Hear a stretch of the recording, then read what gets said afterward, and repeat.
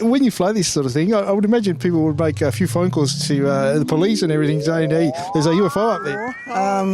I've flown one around Wee-Waa for about 13 years, and most of the people now know it, but gets a few surprises every now and then.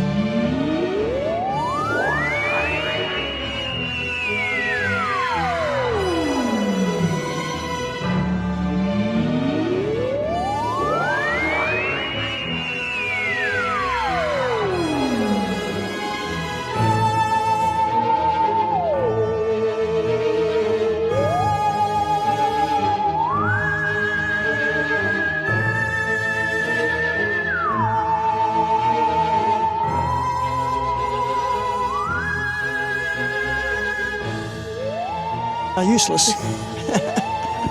Useless flying object? Flying object, yes. My wife came up with that name, actually.